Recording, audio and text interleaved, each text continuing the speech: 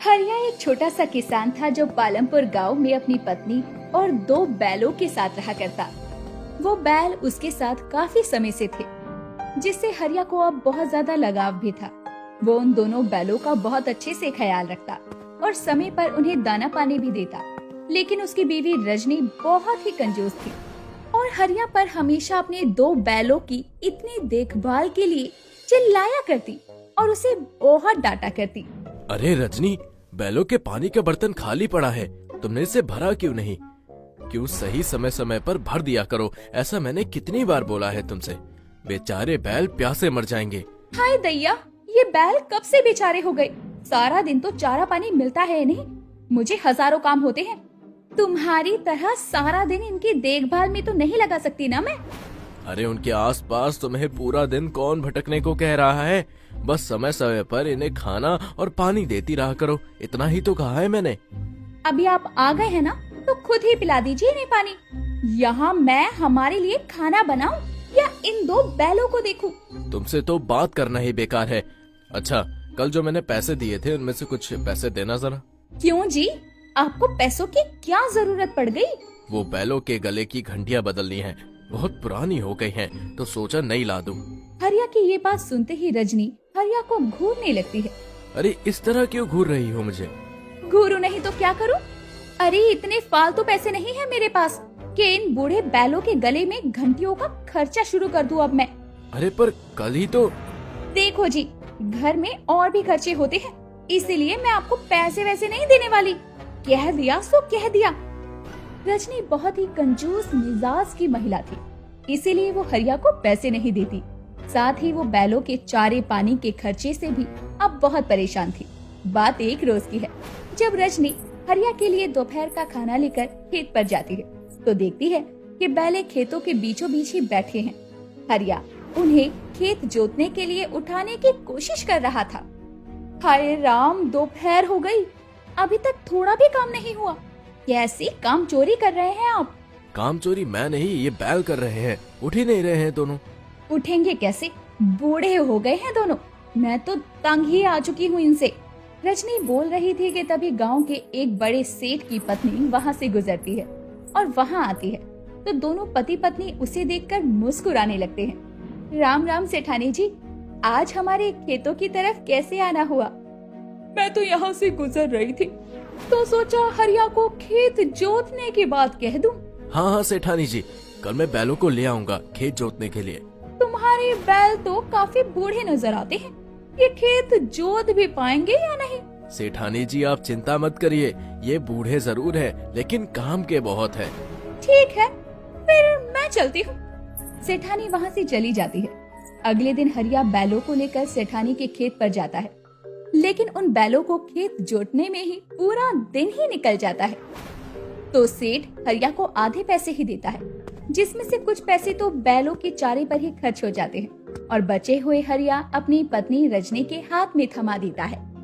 अरे ये क्या, इतने कम पैसे कैसे? वो खेत जोतने में पूरा दिन लग गया तो सेठ ने आधे पैसे ही दिए। अरे तो बेच क्यों नहीं देते इन बूढ़े बैलों को?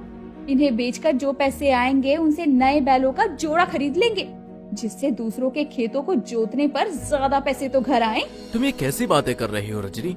मुझे इन दोनों बैलों से बहुत लगाव है, भला इन्हें मैं कैसे बेच सकता हूँ?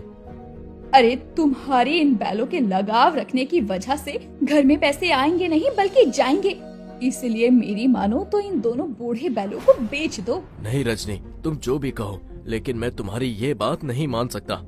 हरिया उन बैलों को बेचने से साफ इनकार कर देता है।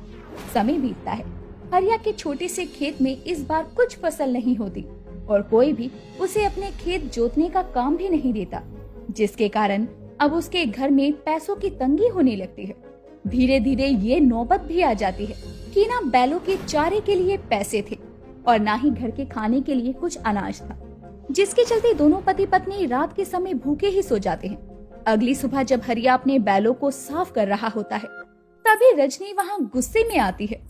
अरे अब और कितने बुरे दिन देखने पड़ेंगे ये बताओ तुम? कल रात भूखे पेट सोए हैं हम दोनों, अब क्या भूख से मरते देखना चाहते हो मुझे? रजनी ये कैसी बातें कर रही हो तुम? भला तुम्हारे सिवा मेरा इस दुनिया में है ही कौन? हाँ तो तुम्हें मेरी कसम है, बेच आओ इन बैलों को। हरिया रजनी की कसम के आगे मजबूर हो जाता है और दोनों बैलों को बेचने के लिए बाजार की ओर चल पड़ता है। उसका मन बहुत दुखी था।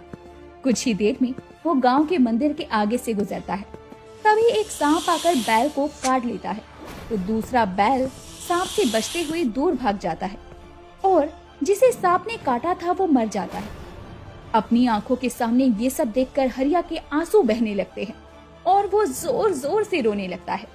हे भगवान, ये क्या हो गया? मैं क्यों बेचने आया इन्हें? अब मैं क्या करूंगा? सब मेरी गलती है। भगवान, ये क्या हो गया? हरिया खूब बिलक बिलक कर रोता हुआ भगवान को पुकारता है। तभी वहाँ एक रोशनी प्रकट होती है और भगवान भोलेनाथ वहाँ प्रकट होते हैं, जिन्हें देखकर हरिया हैरान रह जाता है। भोलेनाथ? हरिया, शांत हो जाओ। तुमने मुझे दिल से याद किया है। तुम्हारे दुख को हरने के लिए मैं तुम्हें क्या वरदान दे सकता हूँ, मांगो। भोलेनाथ, मैं बहुत गरीब हूँ। मेरे पास 2 बैल थे, जिनमें से एक पता नहीं कहाँ चला गया और एक सांप के काटने से मर गया। मुझे मेरे बैल बहुत प्यारे हैं। मैं तुम्हें तुम्हारे दोनों बैल तो नहीं लौटा सकता, लेकिन मैं तुम्हें वरदान दे सकता हूँ।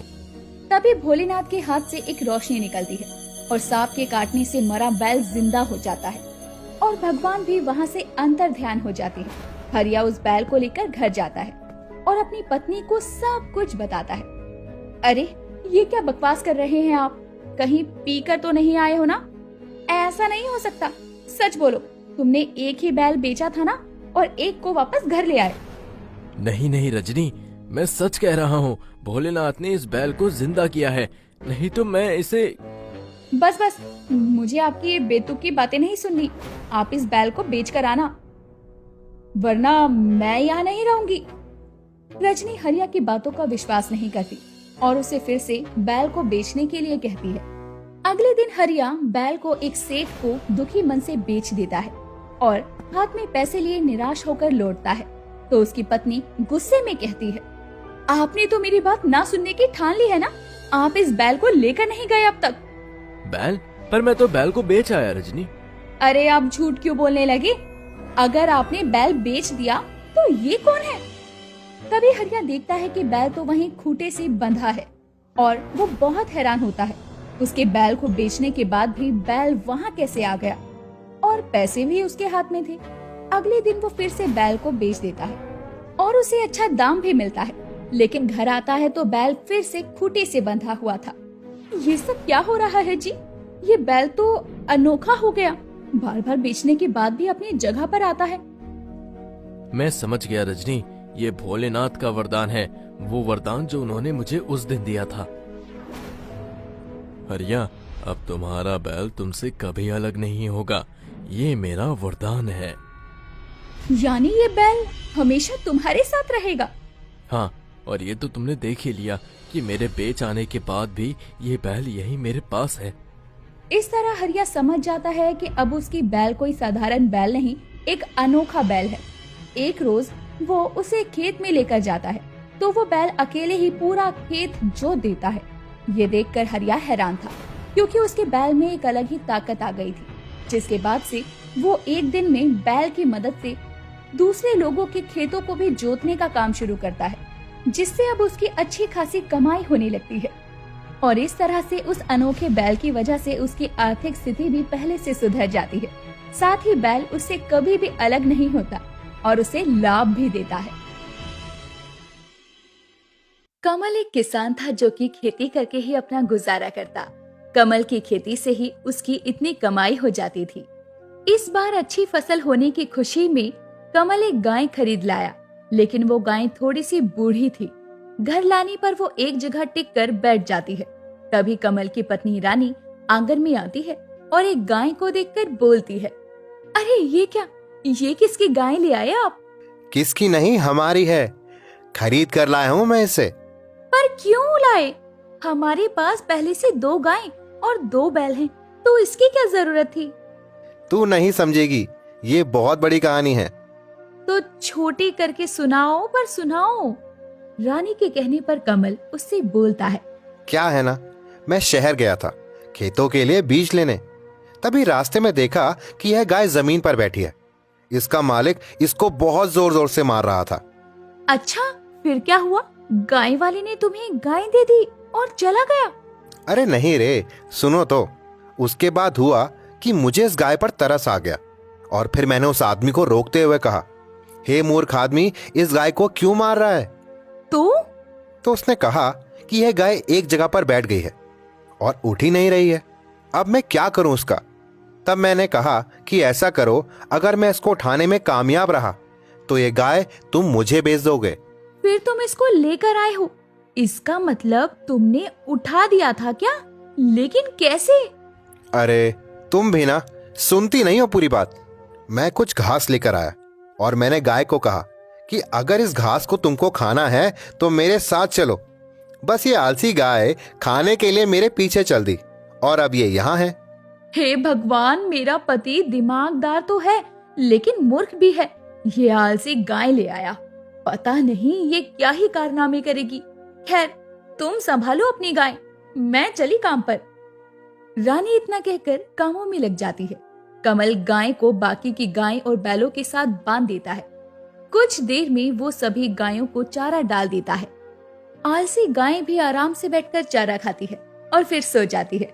अगले दिन सुबह कमल सोचता है कि वो गाय और बैलों को खेतों में ले जाए ताकि बैलों से थोड़ा बहुत हल जुतवा सके और गाय को चारा खिला सके। लेकिन उसकी लाई आलसी गाय अपनी जगह से उठती ही नहीं है। काफी देर कोशिश करने के बाद भी जब वो अपनी जगह से नहीं हिलती तो कमल अपनी दूसरी गाय और बैलों को लेकर खेत के लिए निकल जाता है।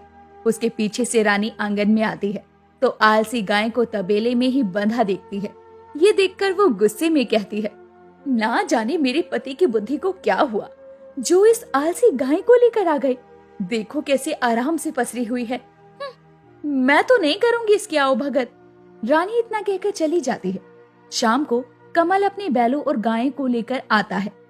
अब भी उसकी आलसी गाय बैठी बैठी सो रही थी। कमल आकर उसको चारा डालता है।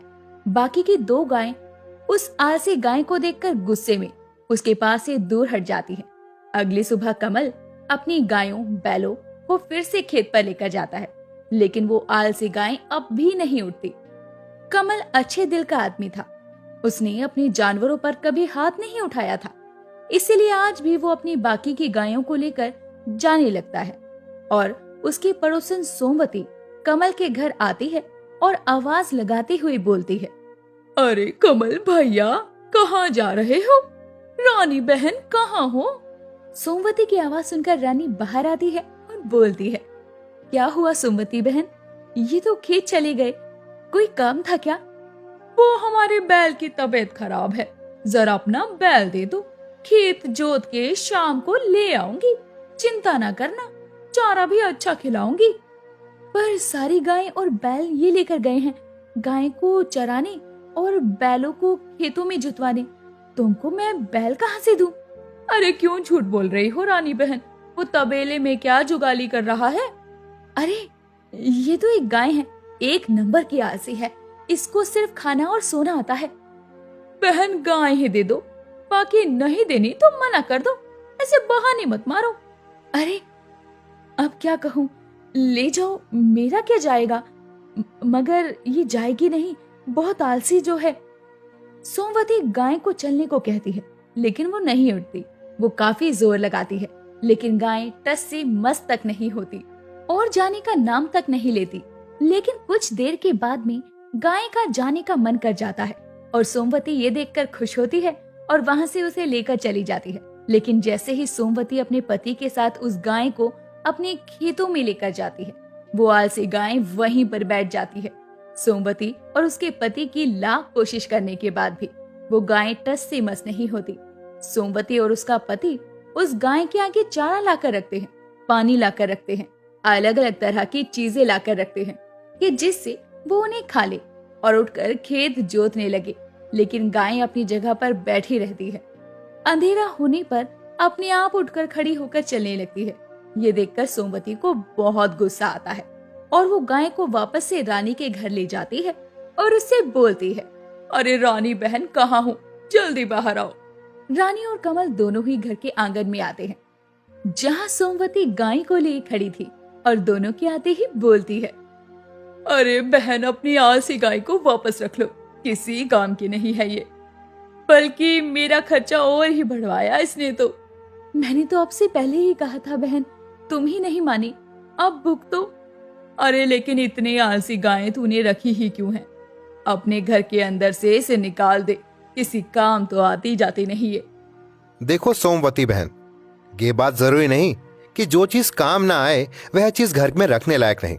भले ही यह गाय आलसी है, लेकिन देखना एक दिन ये गाय मेरे सबसे ज्यादा काम आएगी। इतना बोलकर कमल उस गाय को वापस से तबेले में बांध देता है। दिन गुजरते हैं, लेकिन वो गाय तबेले से कहीं बाहर नहीं जाती। जब उसका मन करता तो वो उठती, वरना एक ही जगह पड़ी रहा करती। दोनों पति पत्नी गाय की सेवा करके थक गए थे। गाय के कारण बाकी की गाय और बैलों को सही से खाना नहीं मिल पा रहा था, जिसके चलते एक दिन रानी कमल के पीछे से उस गाय को खोलती है और बड़ी मुश्किल से उसे बाहर के रास्ते पर ले जाकर छोड़ देती है। तूने कुछ तो करना है नहीं, बस बैठे बैठे मेरा काम बढ़ा। तेरे कारण दूसरे पशु भी आलसी होते जा रहे हैं। मेरे पति तो तुझे कभी निकालेंगे नहीं घर से, इसीलिए ये काम भी मुझे ही करना पड़ेगा। रानी गाय को रास्ते पर छोड़कर वापस अपने घर चली जाती है। अब जब शाम को कमल घर आता है तो अपनी गाय को घर में ना देखकर रानी से पूछता है, रानी, मेरी गाय कहाँ है? अरे बताओ कहाँ है? वो मुझे दिख क्यों नहीं रही? कोई उसको लेकर गया क्या? नहीं आएगी अब वो, छोड़ आई उसे मैं गांव के बाहर। अरे उस आलसी गाय की सेवा कर करके मैं थक गई थी। कुछ करती तो है नहीं, बस चारा खाती रहती है। उसकी वजह से बाकी के 2 गाय और बैलों को ठीक से खाना नहीं मिलता। तुम ऐसा कैसे कर सकती हो? अरे वो तो एक जानवर है। हम तो उस गाय को माता के रूप में जानते हैं। तुम गाय को ऐसे ही कैसे छोड़ आई? अगर वो गाय कुछ नहीं कर सकती तो उस गाय को क्या वैसे ही बैठाकर हम खिला नहीं सकते? हाँ, उस आलसी को ऐसे ही बैठाकर खिलाओ और उसके चक्कर में जो काम करते हैं उन बैलों को कम खाना दो, ताकि ये भी देखकर आलसी बन जाए। रानी इतना बोलकर चुप हो जाती है और अपने कामों में लग जाती है। लेकिन कमल रात में ही उस गाय को ढूंढने के लिए निकल पड़ता है। कमल पूरे गांव में और गांव के बाहर के रास्ते पर देखता है, पर उसे वो गाय कहीं भी नहीं मिलती। बेचारा निराश होकर घर आता है और अगले दिन गांव में एक घोषणा की जाती है। सुनो सुनो सुनो, गांव वालों सुनो, जंगल में एक चीता भाग चुका है जो गांव की तरफ ही आ रहा है। सभी अपने अपने घरों में रहकर अपने जानवरों की रक्षा करें और अपने जानवरों को घर में ही रखें। जंगल के कुछ अधिकारी उस चीते को ढूंढते हुए गांव में आएंगे, तो जब तक उसको ना पकड़ा जाए अपने अपने घरों से बाहर ना निकलें और अपने घरों के दरवाजे बंद रखें। सुनो सुनो सुनो। ये सब कुछ सुनकर गांव वाले अपने अपने घरों में चले जाते हैं। लेकिन कमल गांव के बाहर गया हुआ था खेतों के लिए बीज लेने। रानी को कमल की चिंता हो रही थी। वो बार बार दरवाजे की तरफ देख रही थी। तभी वो खिड़की से देखती है कि कमल घर के दरवाजे पर आने ही वाला होता है, पर अचानक कमल के आगे वो चीता आ जाता है। ये देखकर रानी अपने घर के आंगन में जोर जोर से चिल्लाने लगती है, अरे कोई बचाओ, अरे मेरे पति को बचाओ, उनके सामने चीता है, वो उसे खा जाएगा, मेरे पति को कोई तो बचाओ। गांव के लोग अपने घर की खिड़की दरवाजों से झांकते हुए देखते हैं कि कमल के सामने चीता खड़ा है, लेकिन कोई भी उसकी मदद करने के लिए बाहर जाने की हिम्मत नहीं जुटा पाता। तभी चीता दबे कदमों से कमल की तरफ बढ़ने लगता है और अचानक उस पर कूदकर हमला करने लगता है कि तभी कमल की आलसी गाय उसके आगे आ जाती है और उस समय उस गाय और चीते में लड़ाई होती है। हालांकि गाय कमजोर होने के कारण चीते से हारने वाली थी, लेकिन जब तक वो लड़ती है कि इतने में ही जंगल के अधिकारी वहां आ जाते हैं और वो बेहोशी की गोली मारकर चीते को बेहोश करते हैं और गाय घायल होकर जमीन पर गिर जाती है। गाय की ऐसी हालत देखकर कमल उसके पास जाता है और जोर जोर से रोते हुए कहता है, क्यों, आखिर क्यों किया तुमने ऐसा? क्यों तुमने मेरी जान बचाई? मैंने तुम्हें कहां कहां नहीं ढूंढा, तुम मुझे अभी तक नहीं मिली, और जब मिली तो मुझ पर इतना बड़ा एहसान कर गई। रानी, ओ रानी, कहाँ हो? बाहर आओ, देखो। तुम ही कहती थी ना ये गाय आलसी है। आज इस आलसी गाय ने तुम्हारा सुहाग बचा है। सोमवती बहन, तुम कहाँ हो? देखो ये गाय कितनी काम की निकली। मेरी प्यारी गाय, मुझे माफ कर देना, तुम मेरे कारण इतना ज्यादा दर्द सह रही हो, लेकिन मैं तुम्हें शहर के अच्छे से अच्छे पशु चिकित्सालय लेकर जाऊंगा और तुम्हारी जान जरूर बचाऊंगा। कमल गाय को पशु चिकित्सालय ले जाता है। उससे पहले ही वो गाय दम तोड़ चुकी थी। कमल के घर पर बैठकर खाने का कर्ज उस गाय ने चुका दिया, साबित कर दिया कि भले ही वो आलसी थी, लेकिन वो वफादार भी थी। गाय की वफादारी को देखकर रानी के भी आंसू निकल आते हैं। इतना ही नहीं, गाय के बलिदान पर पूरा गांव आंसू बहाता है।